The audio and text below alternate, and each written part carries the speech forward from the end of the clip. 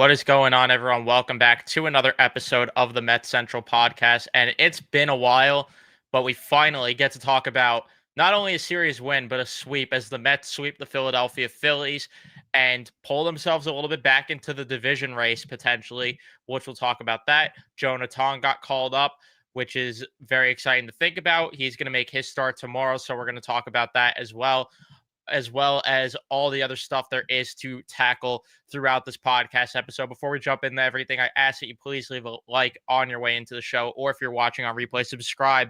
If you guys are new to the channel, especially if you are Mets fans or if you're Phillies fans, why not? Because we're probably going to rip into them a little bit.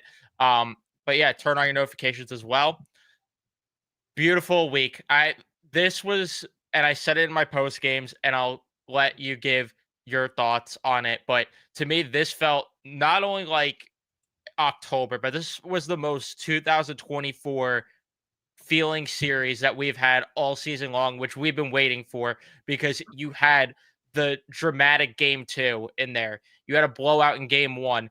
And then yesterday, just Noah McLean going out there and dominating, giving you 8 innings. And, had he not gotten the trouble, you're probably talking about a complete game there if he didn't get in the trouble. Or if he's a veteran, you're probably letting him at least start the ninth and maybe going over the 100 pitch count. But Noah McLean just looking like a veteran. And yeah, I mean, your thoughts, though, on that in terms of just the vibe itself with the series, because vibes are high. I think for me, this is something that we wanted to see from this team this whole year. And look, this team has swept series, a couple times this year. Obviously, they've had the sweeps of, the Giants in San Francisco against the Angels, twice against the Colorado Rockies, both in Colorado and both in New York. But really, I think when you look at it, this is a sweep where the Mets, and I know not necessarily the whole game of all three of those games they dominated, but I think this was maybe the most complete baseball this team has played in a series sweep. I would say. And listen, I get there's still a little bit of concerns here and there. Especially when you look at some of the pitching breakdowns. Mania exactly, which he looked better, but still didn't give you length. Kodai Senga again, another very shaky start from him. And then of course, I mean, when you look at the bullpen side, Gregory Soto didn't exactly have the greatest series either. And then I think the biggest concern out of the bullpen is Ryan Helsley, because Ryan Helsley right now looks like a complete mess. It looks like you can't even trust him in any type of situation right now, and he's pretty much on the same standard with Ryan Stanek. But look, I think we have to give credit, and we've criticized this portion of the team a lot this year, and deserved, because there's plenty of times where this part of the team hasn't shown up for plenty of parts this year. But got to give credit to the offense this series. They showed up and they performed. You look at it, 13 runs in the first game, especially when they were down 3-0. That could have been a chance where they put their head down after going down 3-0 and just sulked, and then end up losing that game and going down 1-0 in the series. But they battled back. They came back against Christopher Sanchez, who's had a very good year for the Philadelphia Phillies, put up 13 runs on him in the bullpen. And then the second game again, they had plenty of chances to score early. Can't go down 2-0. Again, could have put your head down and sulked, but what do? They answer right back. They put up 5 runs. They go 5-2. And then of course, you're gonna look at the eighth inning, right? And that's and the eighth inning is a very important aspect of this series. And I think looking back at this year, especially after whatever happens in the playoffs. But depending on how far this team goes and whether it's they just make the playoffs or maybe even win a World Series, I think you can look at that eighth and ninth inning as a turning point in this year, because the Mets are up 5-3. Ryan Helsley comes in struggling, gives up the 2-run home run to Harrison Bader, and all of a sudden, Phillies tied up 5-5. All the energy zapped out of the building. And we've seen this team multiple times this year fold whenever they get kicked in the balls. We've seen it, whether it's the Tampa Bay Rays first game of that series losing and then they spiral, whether it's the first game of the Padres series, they have that bad loss and then they spiral. But you got to give credit to the offense there because after Halsey gives up that 2-run home run, oh, and of course you got to give massive credit to Edwin Diaz as well because he came in and I think he faced 5 batters, 4 strikeouts. So amazing work by him. And then Johan Duran comes in and just Marte base hit, Pete base hit, Brett Beatty nice work, a little bloop single, and then Brandon Nimmo steps up to the plate, boom, RBI single. Mets win that game. They go up 2-0, and this is something that we talked about coming out of that second game where we were like, okay, the Mets have had plenty of games where, bad losses where they've spiraled. But now this has to be the opposite where you have this incredible, not necessarily comeback win, but, a win where you get kicked in the balls and you still find a way to win. We were saying to ourselves, listen, they have to take advantage of this win and now start to build momentum off this and go on a little bit of a run. And then thankfully, you go into that third game yesterday, and we were in attendance for that game, and Nolan McLean was just absolutely incredible. I mean, 8 complete innings of shutout baseball, and the guy was just dealing out there. I mean, Nolan McLean, and listen, I get it's only 3 starts into his major league career, but this guy has some nasty stuff. I mean, the fastball, the sinker, the curveball, the sweeper, like his ability to mix and match different pitches and to keep opposing batters off balance. It's simply incredible. And again, I know it's only 3 games. He's only 24 years old. He's gonna have a long major league career ahead of him. But it's nice to see that McLean gets called up, and all of a sudden he has just this positive impact on this team. And hopefully Jonah Tong will have the same. Obviously, we'll talk about that more as we get deeper into this podcast. But then even yesterday, like up against Taiwan Walker, have a chance, to sweep this series, and the offense goes out there, puts up 6 runs on Walker in the bullpen, and they go out of that series with a sweep. And listen, are the Mets going to win the division? I don't know. Because listen, there's 29 games left. There's still 4 games back of the Phillies. But the one thing you and me said yesterday, the hope with this sweep is that you put some doubt into the Phillies' heads, and maybe they start to spiral a little bit. Plus, also the fact that they don't have Zach Wheeler now, so they lose their ace, and you can't necessarily replace the production you're going to get out of Wheeler. So, and listen, the Mets still have a tough schedule ahead of them in September, but with 29 games left, and with the most important fact that they have the tiebreaker now over the Phillies, and they extended their lead over the Reds because now they have a 4.5 game lead over the Reds. So, listen, we talked about it's all about building momentum. The Mets have done that, and now they got to continue that into a 4-game set against the Miami Marlins. But for me at least, and I know you feel the same, at least the vibe around this team has changed a little bit. I don't know if we're still fully like 100% like fully back in, because I still want to see a larger sample size, and I know you said that also. But at least, like I said, the vibe around the team has changed a little bit to more of a positive vibe. Yeah, definitely. And the thing that I said yesterday is the biggest thing that will tell me enough is, one, continuing to build on this, and two, next time you do lose, because it's going to happen at some point down the stretch, barring a like unbelievable, unheard of, historic run that the Mets go on, but they're going to lose at some point. It's a matter of not folding when that happens. And before we talk about everything with the Mets and that perspective of it, man, I got it. I'm sorry, but I got to see too what they do when they don't face the Phillies, because they just seem to absolutely own them, especially at Citi Field, where the Phillies have now lost 10 straight. And I usually don't like to, stir shit with the other team and stuff like that, but it was so easy with how much bullshit was going on with the Phillies this weekend.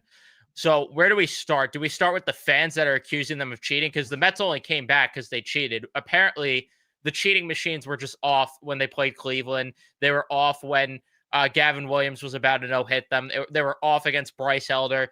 They didn't cheat then, but they decided, you know what? The Phillies are in town. Let's cheat this week. Do we start there? The rivalry pack that Bryce Harper was wearing, Taiwan Walker whining about Marte and Beatty standing out of the on deck circle, Alec Boehm with the microphones in center field of it all, Jesus Luzardo almost getting tossed in the first inning, arguing with the umpire, getting tossed while he left the game in the 5th inning. I mean, it was just so beautiful to Christopher watch San- that team. Christopher Sanchez as well, kicking trash cans in the dugout. That too, yeah. It was just so beautiful to watch them melt down as much as they did. And that's where my hope is what you were just saying.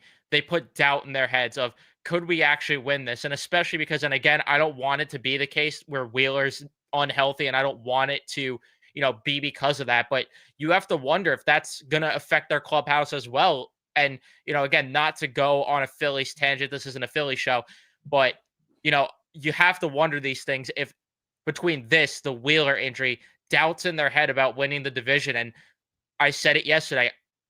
I would love if the Mets found a way to Atlanta Braves this thing where they're the team that shows the fight. They're the team that wills their way to win this division.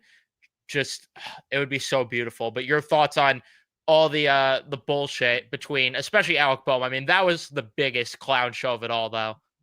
Yeah, I mean, just to like build off what you just mentioned, about like the doubt in their heads, but it's not only the Zach Wheeler doubt, it's not only the doubt that maybe the Phillies just can't play the Mets for whatever reason, especially since City Field, but it's also internal pressure on themselves because let's not forget the Phillies are on a ticking time. They're on a ticking time clock. They go to the World Series in 2022, they lose in six to the Astros, get back to the NLCS the year before, get upset by the Diamondbacks in seven. And then last year in the NLDS, get upset by the Mets in four games in the NLDS. And, that roster is only getting older. Kyle Schwarber is going to be a free agent this year. JTL Real Muto, yes, he's getting older, but he's going to be a free agent this year.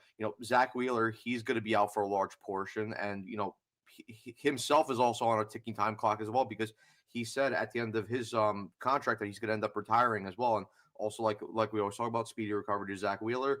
Again, like we always say, but yeah, I mean, just to go on and just talk about like the excuses we're seeing the Phillies make and their fan base. I mean, first of all, like the cheating thing, it's like get the fuck out of here.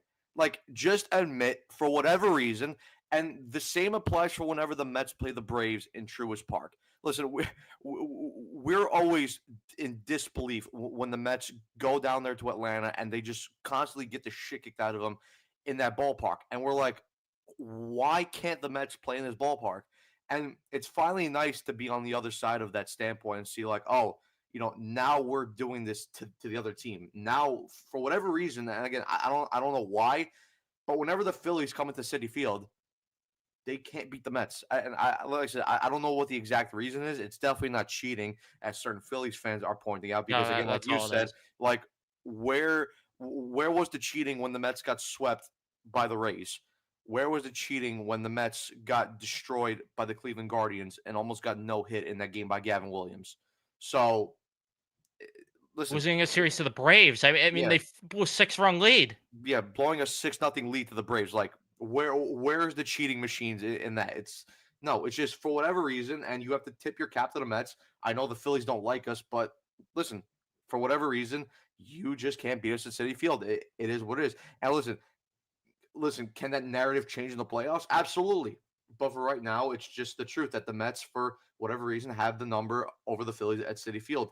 But then look at the other aspects. I mean, you got Taiwan Walker telling the freaking umpire that Brett Beatty is in his way and that he has to move the on deck, or at least not move the on deck circle like Adrian Beltre, but at least move back a couple steps so he's out of his line of sight.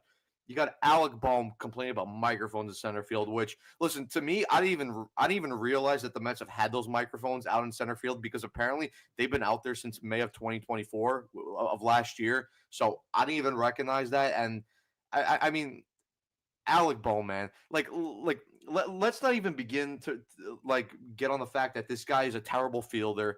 This guy can't even run 90 feet. I mean, Oh my god, that was twice beautiful. twice yesterday. Deep sacrifice flies. And I know the game wouldn't have mattered at that point because 6-0, 6-1. But this guy can't even tag up on a simple sacrifice fly to the outfield. Terrible. And I know he got a couple hits, but still, looking at his numbers, Alec Boehm, not a great baseball player, average at best. But like I said, like you are both teams are playing under the exact same conditions.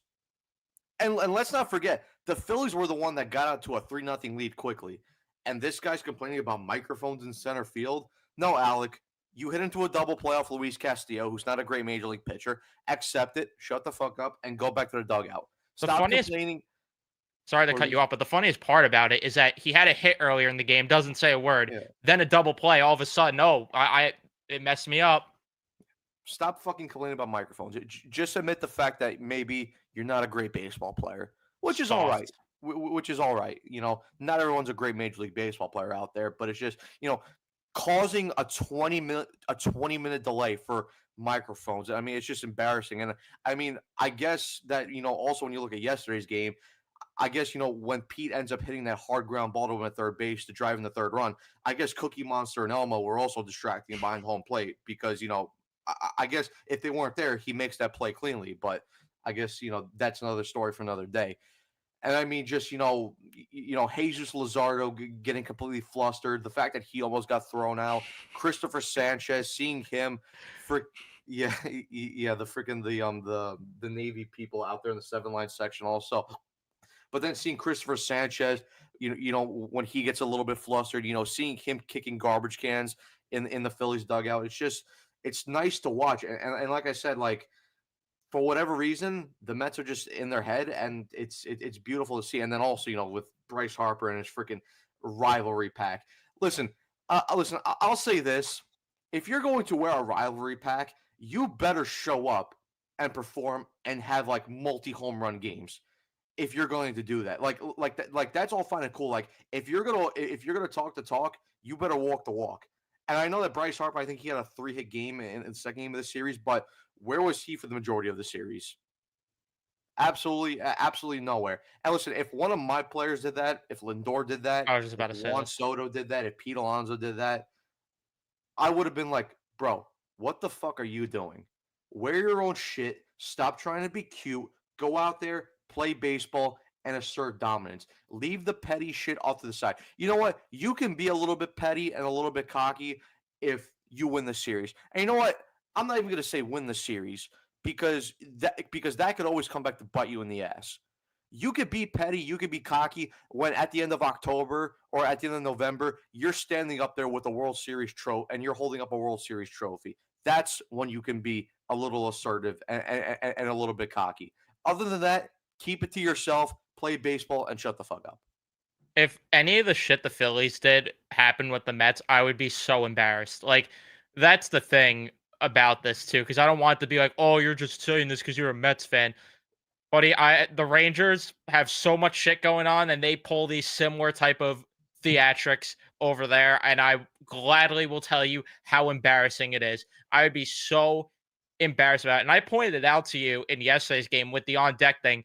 I noticed how Bryce Harper started to move like way out of the on deck circle and was pretty much in the view of Noah McLean. And you know what Noah McLean did instead? He didn't say a word and he hung his fucking testicles right in their faces. And it was beautiful to see. I mean, they absolutely destroyed them, which we'll talk now about that. Enough of the just the again, the shots of the Phillies, just a bunch of clowns over there. That's all I could say. But I do want to work backwards because of Noah McLean, like we keep talking about. I mean, it is just unbelievable. And even the Phillies broadcast talking about how great he is. That even the first strikeout, and we talked about this at the stadium too. The biggest thing that we noticed from Noah McLean in this start is he was getting ahead in counts way more than he was in any of his other starts. Like the biggest problem I had is he would fall behind way too much in counts, and then it would cause him to be in a 3-2 count, be in a 2-1 count where he's got to make these perfect pitches. That simple adjustment of attacking hitters more changed the entire complexion of the outing. It's what kept the pitch count low, and he had bats flying from them. I mean, it was just disgusting to watch. I have never seen a curveball this good in my life. I've never seen a changeup this good in my life. And again, I'm not comparing players. I'm comparing simply just the effort. It was an ace-like performance we would see from DeGrom. That eighth inning just sums up what an ace would do. Allows back-to-back singles, gets runners on the corners with no outs, and what does he do? finds a way out of it without allowing a run. I would have took just allowing one run at that point, but he doesn't allow any runs. It gives you 8 scoreless innings with no walks. Just beautiful. Yeah, I think the biggest thing for me, the biggest thing with me with McClain, again, we talked about it, the fact that he was attacking the zone, he was getting plenty of swings and misses. He was also generating a lot of or not really soft contact, but like hard contact, but not really like hard contact to where it's like it was concerning hard contact. But he was giving up a lot of contact outs, similar to what we saw, with like David Pearson in the starts. But I don't think he wasn't over relying on that. It was a nice little mix of contact outs and then also swing and miss outs. So that's something that I really like to see from McClain. But then also like we brought up the fact that that he was getting ahead of counts early and he was attacking. And I mean, look, by the time we got to the sixth, seventh inning, his pitch count was, about like at 60, 55 pitches. I mean, and again, like that is something very nice to see from a Mets starter because usually we're seeing our starters by the time we get to the fourth, fifth inning, they're already at 70 pitches. So the fact that McClain had such a low pitch count at that deep into the game, that was just it was so nice to see. And I mean, the other thing that I love with McClain is the four main pitches that he was using, sweeper, sinker, curveball, four seamer, they were all so good that he really didn't have to rely on one primary pitch. He was just able to rotate in between all those four pitches, and like I said earlier, keep the Phillies batters off balance.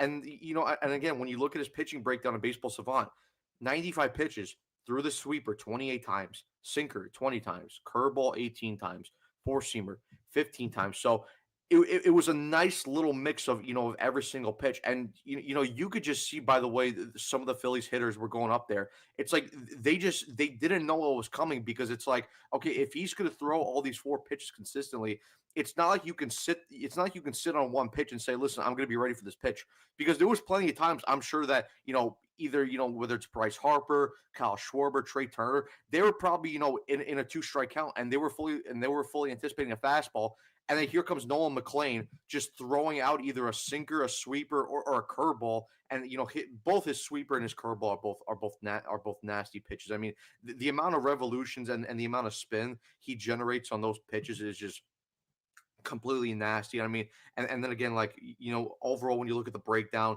13 swings, 3 whiffs on the sweeper, 12 swings, 2 whiffs on the sinker, 8 swings, 3 whiffs on the curveball, 5 swings, 1 whiff on the fastball. Like I said, his ability just to mix and match all those pitches. They were great, and then even like we talked about earlier with the fact that he was just attacking the zone, throwing strikes. Zone percentage in terms of in terms of strikes for the sweeper, or at least zone percentage for where he was locating the pitches. 64% for the sweeper, 65 for the sinker, 53 for the four seamer, 63 for the changeup, and then he only threw the cutter 6 times, but 100% zone rate for the cutter. So and then like what Hornigak says, the movement that he generates on his pitches is just like it's so nice to see. And listen, I don't want to get too ahead of myself with McClain because it's only 3 starts, and again, he still has a long career ahead of him. And I'm sure as he accumulates more starts, opposing hitters around the league and opposing offenses are going to make adjustments to his stuff. But right now, he's pitching like an ace. And this is so nice to see because for weeks now, and not even for weeks, but for months now, we've been desperately needing someone to just take the ball every 5 days and give this team length and gives this team efficiency from a starting pitcher point of view. And seeing the fact that McClain's come in and 3 straight starts, he's been able to do that in pretty much all of his starts. I know he didn't go the full 6 in his first start, but still, he went 5 2/3 and kept the Mets in that ball game against the Seattle Mariners. And then you look at the Brave start and the fact that again he went 7 innings in that start and then eight shutout innings in this start. Like McClain he's just brought a level of swagger and a level of confidence to this Mets team, which they've lacked for a couple months now. And I know we're going to talk about Jonah Tong in a little bit, but it's almost unfair to Jonah Tong because he's the more hyped up prospect. He's the because he's more viewed as the better prospect than McClain. But McClain has had such an instant impact that now you're looking at Tong, and it's like it's almost a little bit of an unfair point of view to look at Tong and say that he needs to have the exact same impact as McLean has had on this team as McLean has had. But look, like I said, it's nice to see that McLean's gone up here and just all of a sudden has had an instant impact. And we'll see what Tonga's had, and it's going to be a very exciting start that he's going to have on Friday against the Marlins. Yeah, like Evan Roberts was saying on the Rico yesterday, he was saying that he doesn't care about the whole adjustment thing for right now because you have him for this pennant race, and the league's not going to figure him out. I at least don't think so by October. So if you all of a sudden have him giving you length, you all of a sudden have Tong, which again, a lot of pressure there. If he gives you some length and proves that he's ready, and then on top of Peterson, you all of a sudden have a playoff rotation that you did not have before. Just the way that he mixes his pitches, I would love it if the rest of this rotation took notes. I really would because getting through the third time of the order was also what was huge for me because once that was coming up, I'm like, this is the test. You got to prove to me that you could get through the order the third time. And he struggled a bit at the end, but you know what? He still battled through it and gave you the 8 innings and still got through the order the third time because of he because of how he's able to mix his pitches where Sean Manaea just like he's only sticking to 3 pitches, not throwing his changeup enough, which generated a lot of whiffs. It's like, why aren't you throwing it more? Clay Holmes, we've talked about it nauseum. Mix your pitches more. So I would love it if those guys. I mean, Holmes definitely got better within his last start, and we have to see him build on that.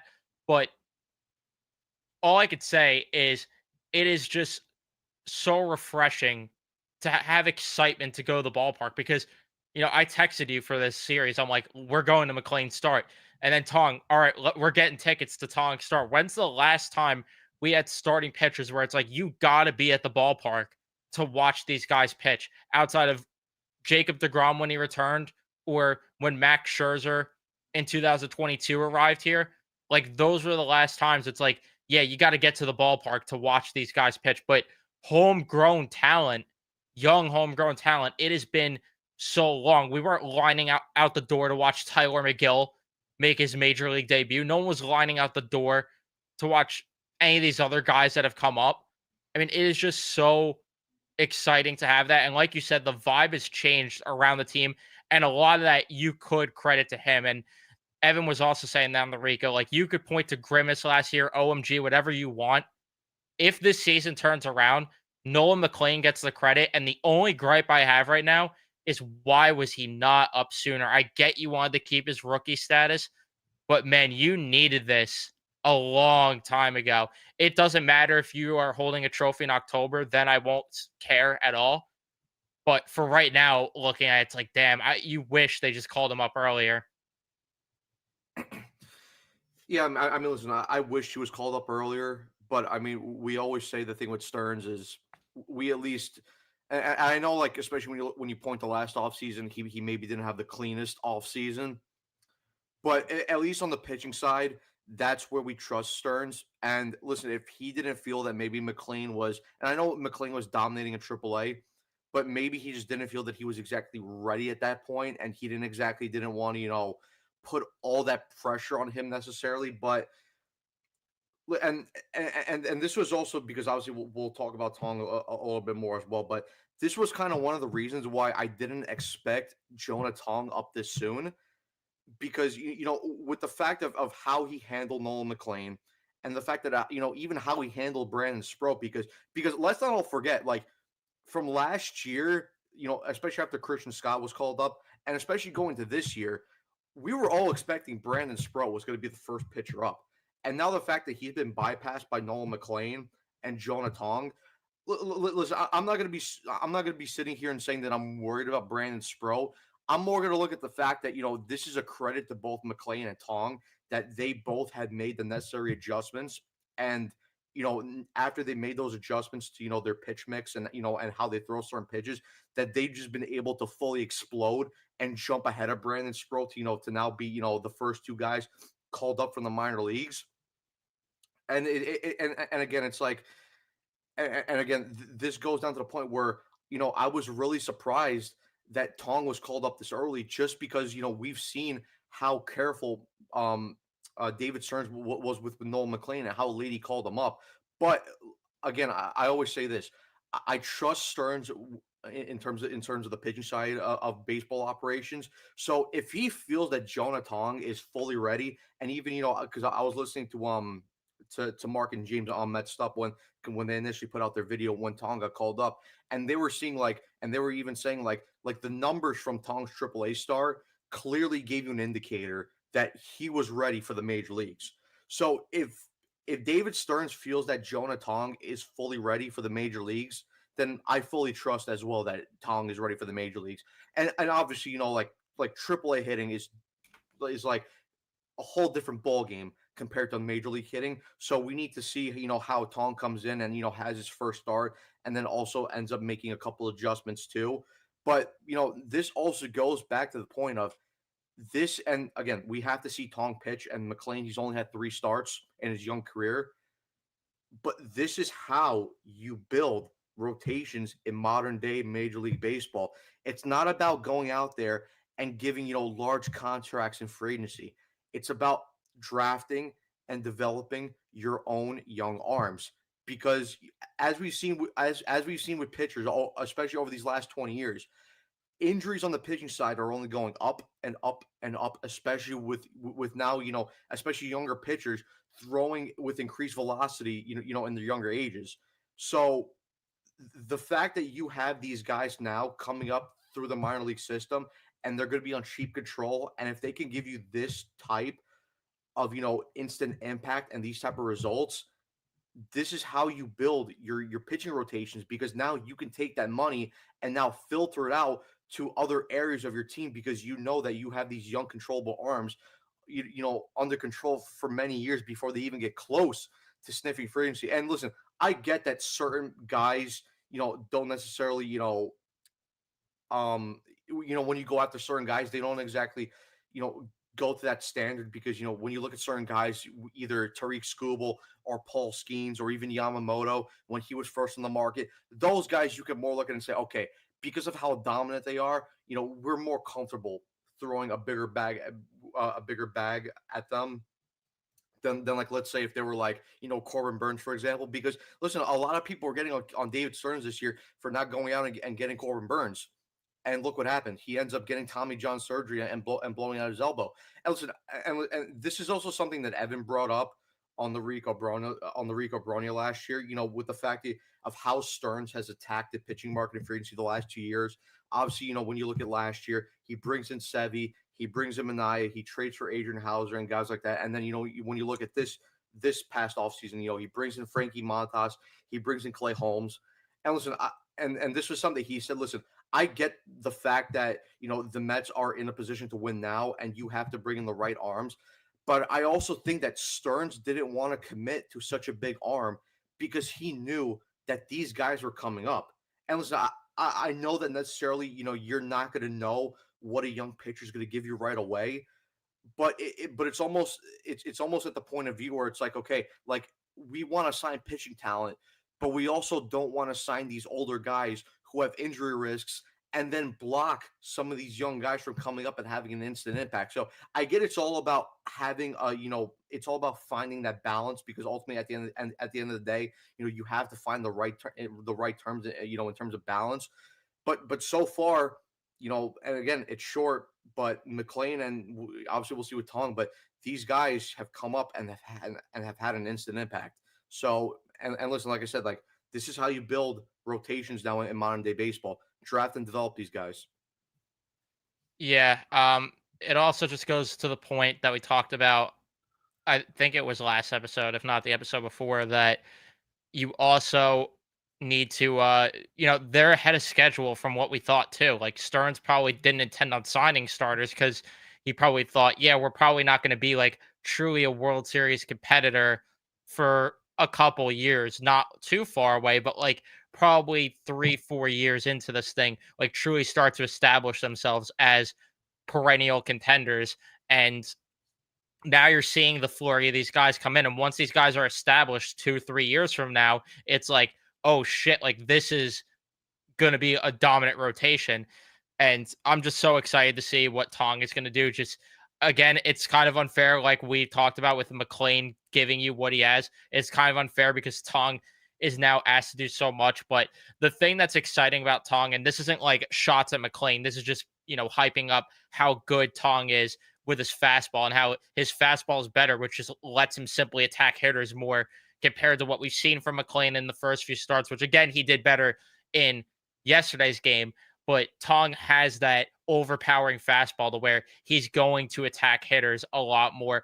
And he's got a really good slider to help mix with that. He's got a good changeup as well. All those graded out as elite pitches. And he probably has the best fastball in the organization.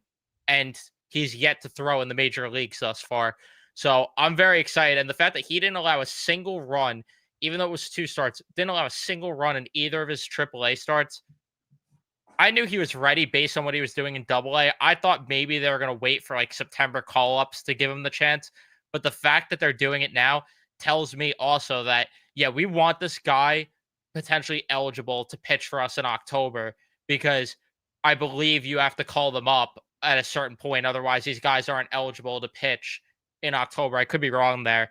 But yeah, all of a sudden, if you have Tong give you anything close to what McLean does, even if he gives you 6 innings consistently of like 3-run ball, I mean, that changes everything compared to what you had with, and what you still have with Sean Manaea hitting that wall at the 70 pitch mark, where even though he was slightly better in his last start, but he's still not giving you the volume.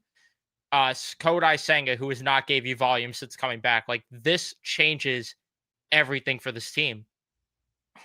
No, it 100% does, and also to build on the point of breaking down and talking about Tong's pitches. I mean, even his curveball is disgusting. I mean similar to like McLean, like the movement he gets on the curveball and the revolutions and the spin rate that he gets on his curveball, it's just completely nasty. And I mean, even to talk about more on his fastball, it's like when you look at the velo, like Tong doesn't have like an over like powering fastball when you look at the velo because he only sits at about 96 on his fastball, but it's the movement that he gets on his fastball and the fact that even James talks about this from Mets'd, which makes sure you guys go check them out. But the fact that he releases his fastball or like his pitches from such a high point of view, in terms of his release point, like that along with the movement of the fastball, it makes it seem so much more unhittable than just in terms if you look at the velo point of view. But I mean, the hype around Jonah Tong,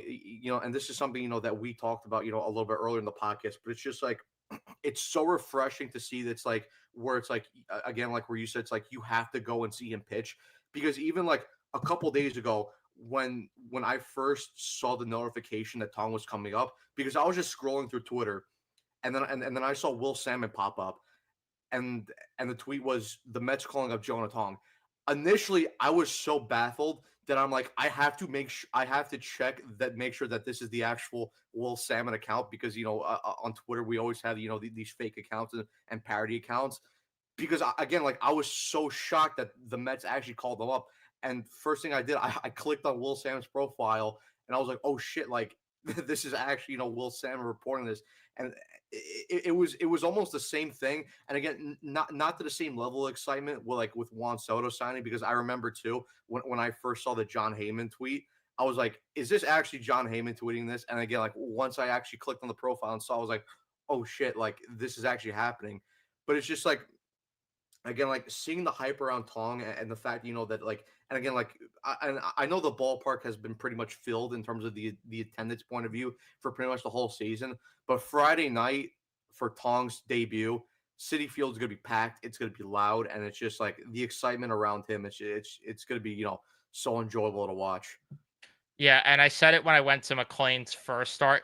It was like everyone was treating him like he was the second coming of Christ. I mean, this is going to be the same energy with Tong, and I just picture being in City Field on an October night. It's cold. You got the hoodie under the jersey. Jonah Tong taking the ball for game two because right now, I mean, I'm sorry. McLean keeps this up. He's getting the ball game one for me. Like, no doubt about it.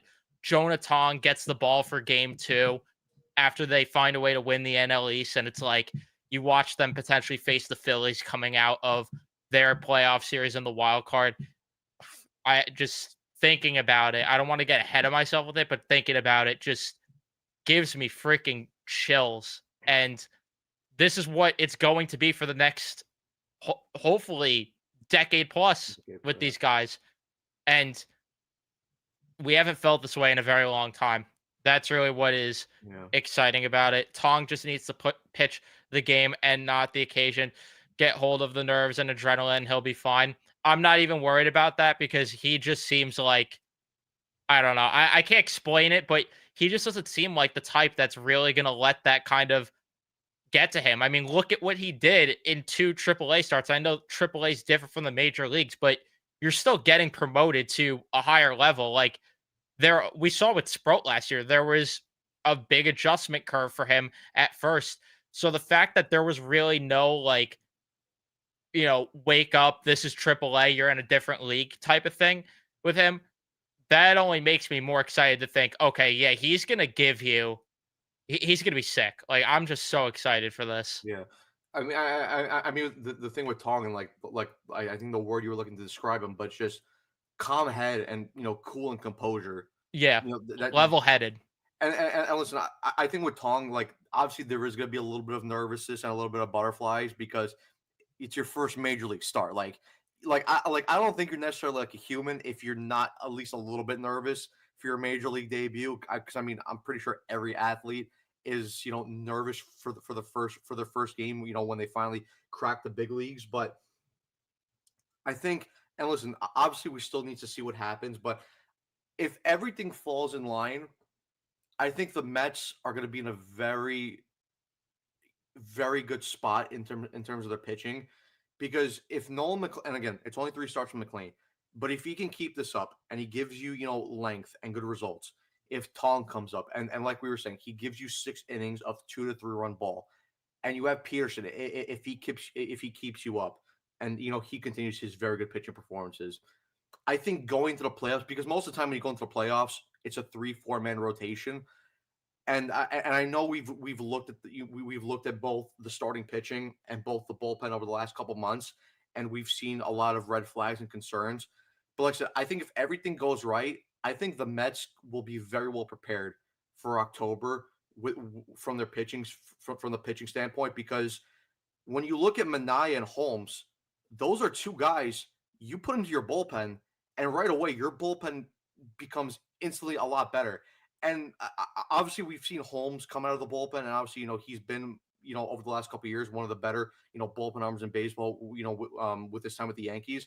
But I think Manaya could be a really dangerous weapon out of that bullpen because 100%. because especially when you look at Manaya, and it's clear that he's pitching hurt because you can see like by the time he gets to that fourth, fifth inning, the velo drops a little bit and then the control drops a little bit. But when you look at Manai's last 2 starts, both in Washington and against the Phillies, like early in the games, he comes out and he's dominant. He throws strikes, he gets swings and misses, and he really doesn't allow opposing batters to do a lot of damage against him. So from Manaya's standpoint, if you're able to get like 3 to 4 innings from him out of the bullpen, and you have Holmes as well that could do that, and you could rest some of your other bullpen arms like Tyler Rogers, like Gregory Soto, like Reed Garrett, when he comes back of the IL, like Edwin Diaz. I think that could be such an important factor, to the Mets going through October, and then obviously you have Senga who will obviously see what type of adjustments he makes. But and then we saw with Mania, especially this year, the last start before the All Star break, where it was Holmes that started the game. He went 5 innings, and then Mania ended up piggybacking off of him to give the Mets 4 really good innings. So I think both Mania and Holmes, those are 2 very big weapons come October for the Mets out of the bullpen. So and like I said, things have to go right because obviously McLean has to keep up his performances and Tong has to be, he has to come up and show that he can handle the major league level, which I think he can. And then Peterson still has to build up his performances. But I think if everything goes right for this team from the rotation point of view, that is only going to enhance the bullpen and strengthen the bullpen. So we'll see what happens. And then obviously, from the offensive point of view, we'll see what happens from there. But the Mets could be, and again, still a long way to go. But if those things go right, the Mets could be a dangerous team come October time. Yeah, the Mania thing is like really what I'm intrigued about because he looks more like a reliever with the way that he's pitching this year, where he's going to give you like one or two good innings, and all of a sudden with that, and then Ryan Helsley, who's not been great, if you could get him right, which that's a big if right now at this rate, unfortunately. Which we didn't even talk about like any of that, which is crazy that we're 45 minutes in.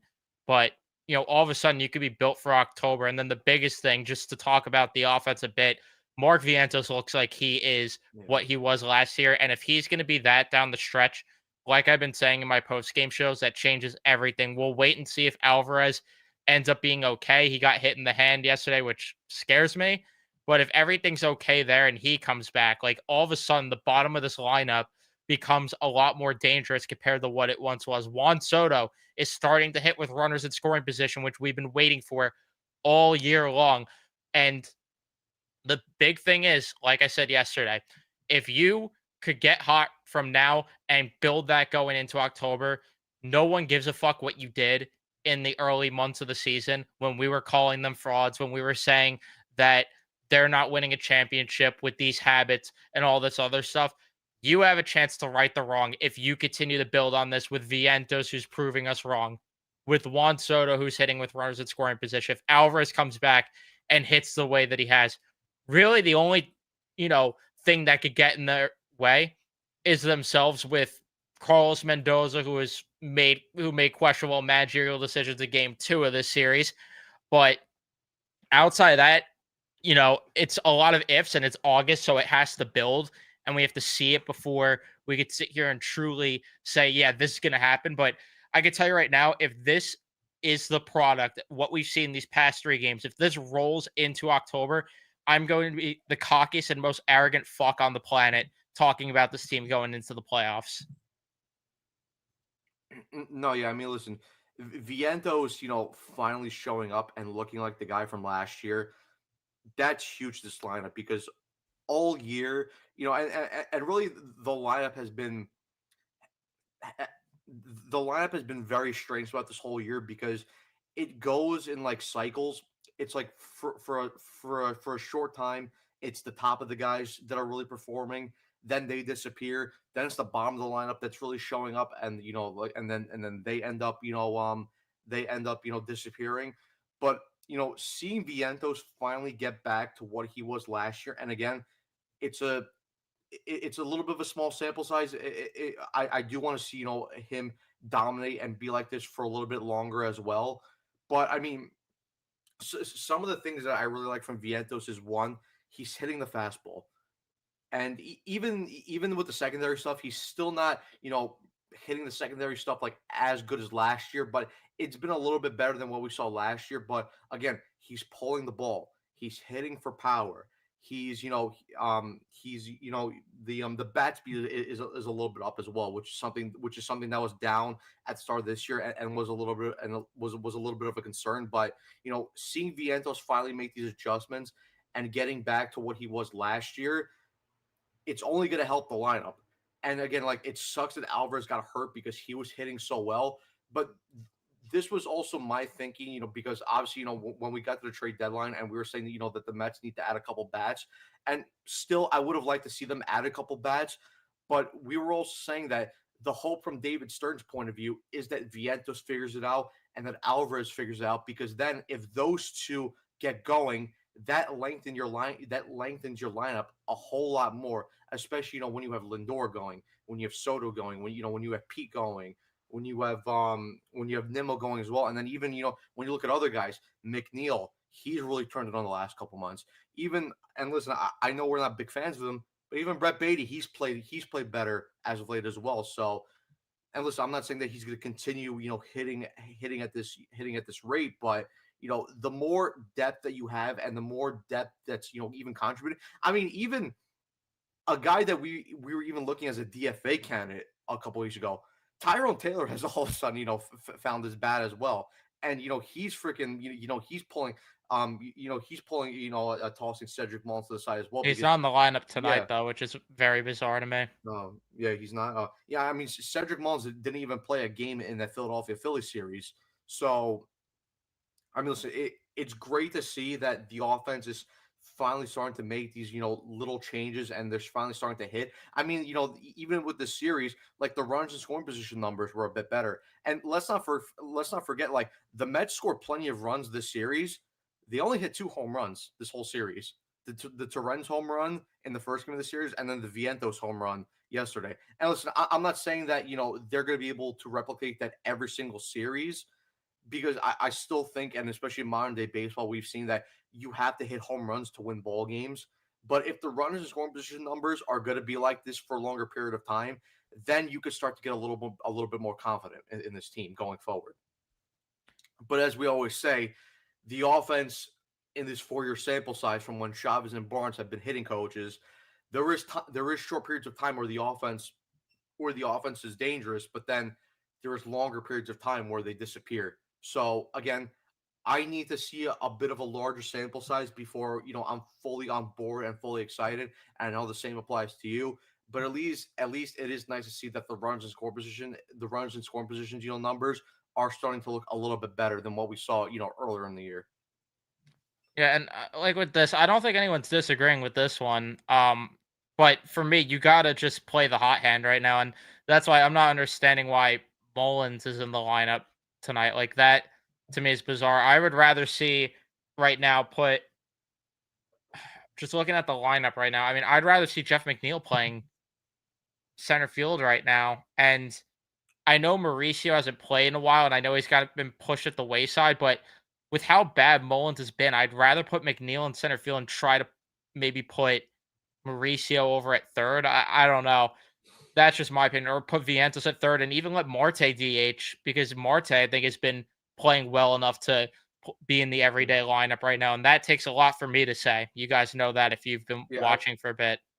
and listen, I mean, even with the fact, because I know Mullins he has to play a little bit because the Mets brought him at the trade deadline. But even if you want to play Mullins, and I know Marte has been solid out of the DH spot, but you know what? He's a little bit older. He's Unk, as we like to call him. Give him a day off. Let Soto DH, or even let Nimmo DH, and then have Taylor in center field, and then Mullins play the corners. And listen, I get that maybe Mullins not exactly comfortable in the corners, but as we said, Taylor's the better defensive center fielder, and if Mullins wants to play, he's gonna have to simply adjust to that and play the corners. Like this is how it is. Like the Mets are in a position right now where we're coming down the stretch. Every single game, every single series matters, and we need the best guys out there performing at their top level. So listen, if you're not going to make adjustments and not going to be willing, to make a couple sacrifices here and there, well, then you're not going to play. It's as simple as that. Yeah, I mean that's fair. And like this, that they got to get Mullins going. I can't argue with that point. But do you have anything else to talk about from the series before we talk about the series coming up? Because I think we tackled about everything. Yeah, I mean, other than Ryan Helsley being a complete mess, Yeah, I mean that eighth inning, I guess, is the yeah, thing you could tackle. yeah, I mean, that was just bad. And listen, I'm with Mendy on this one. Like, I understand his point of view from where he's trying to of how he was trying to deploy Halsey in that spot, because when you looked at the previous game in the first game, Halsey looked a bit better in that first game, and then the second game. And listen, it's not the route that I would have gone.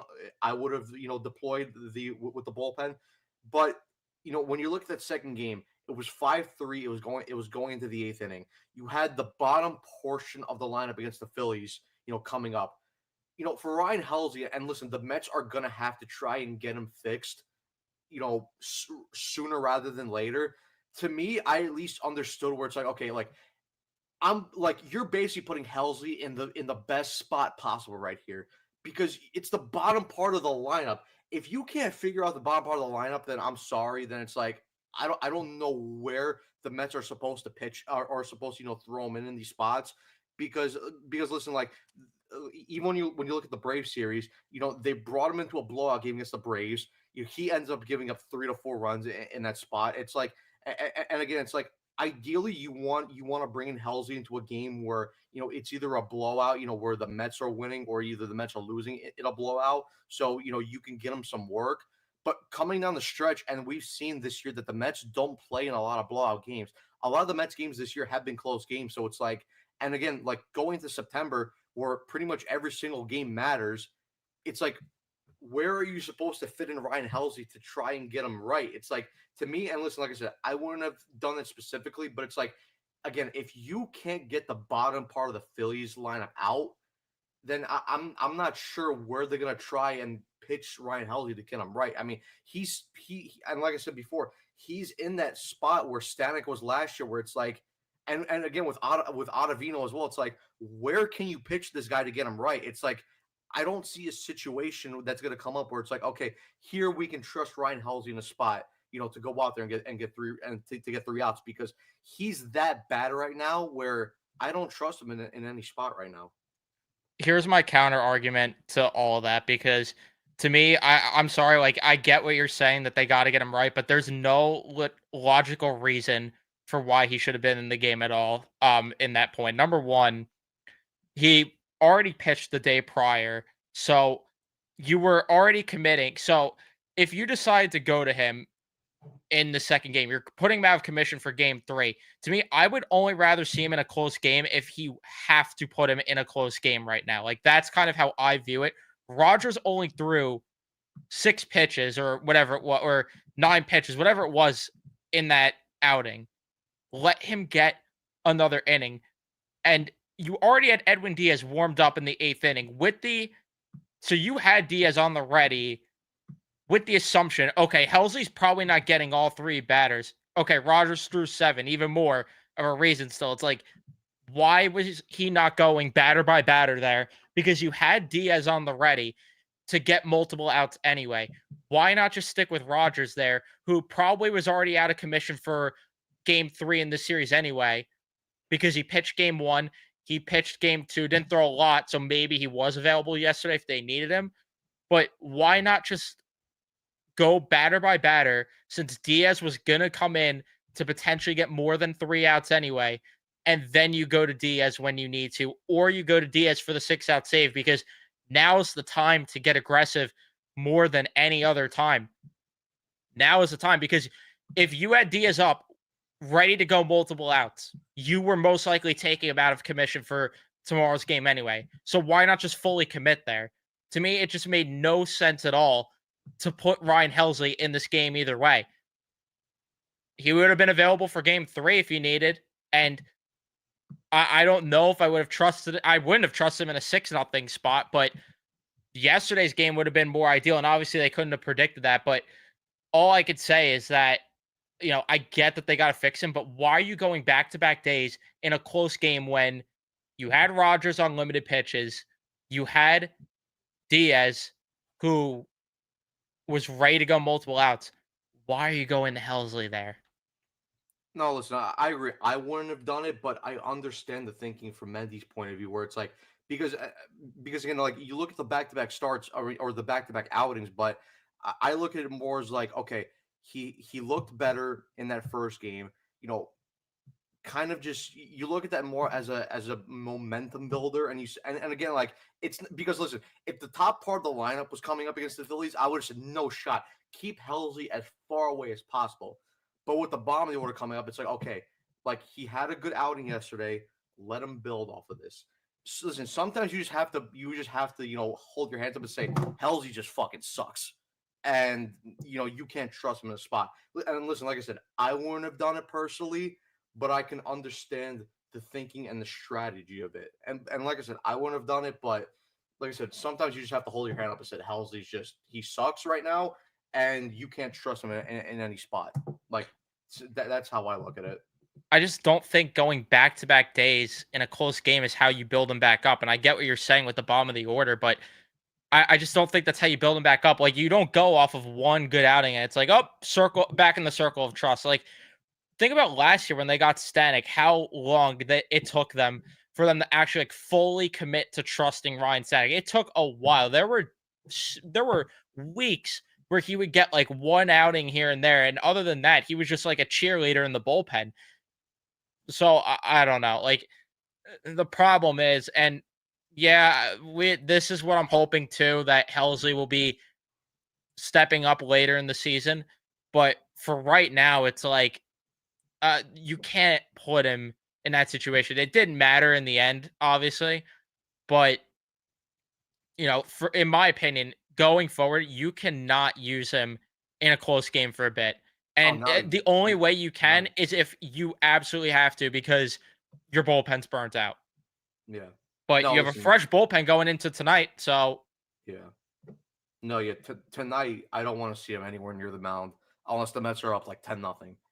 and, and even then, Ryan Halsey might decide to fuck around and make it a close game. But it's just like having two guys in the bullpen now, where it's like you can't even trust them in any spot. I mean, it's like last year with like Static down the stretch and Ottavino as well, and this year again like Static's back in that exact same spot, and then Halsey's in that spot as well, and it's even worse with Helsley because at least with Stanek, because last year when the Mets acquired Stanek in late July, he was at least viewed more as a project arm because he struggled in Seattle, before the Mets even traded for him. So you were already looking at him as a project arm and saying, okay, let's make a couple adjustments here and there, and let's see if we can get him right. With Helsley, the Mets were bringing him in to be a 1A, 1B closer along with Edwin Diaz and to be a reliable shutdown arm at the end of that bullpen, for big playoff games or for games coming down the stretch. And again, the Mets actually gave up, three decent prospects to get him. And now the fact that, we're sitting here and saying that, we don't even trust Helsley in any kind of spot unless it's like a 12 to nothing lead. That's even worse than last year with Ottavino and Stanek. yeah, completely agree there. But they got 4 games set coming up against the Marlins. To me, you got to win 3 out of 4 at the bare minimum.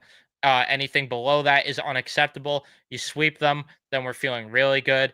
Which realistically, I mean, I would still like for them to find a way to sweep the series. I mean, I think you honestly probably should, considering it's the Marlins. And I get that the Marlins always give the Mets fits, and they had a little hot stretch, which you thought maybe for a minute they'd claw their way in to make the playoffs, but that's not happening. Clay Holmes tonight going against, I forgot the name of the guy they called up, but Yuri Perez is a good pitcher versus Jonah Tong. So we got an ace off on Friday. Saturday, Peterson versus Edward Cabrera. Cabrera's been good. And then Kodai Senga versus a to be announced pitcher. Again, 3 out of 4 is my expectation, and I would take that. But exceed my expectations and build on this further and sweep them. Fuck it. Yeah, I think I know they haven't announced the starter for the last game, but I think Sandy's supposed to get that last game. Yeah, and even Brian said it. Yeah, I think Sandy's supposed to get that final game. So again, and and I know when you look at Sandy's numbers throughout this whole year, it's not great, but I know he has been a bit better. The last couple weeks, especially after the trade deadline. But listen, I would love a sweep here.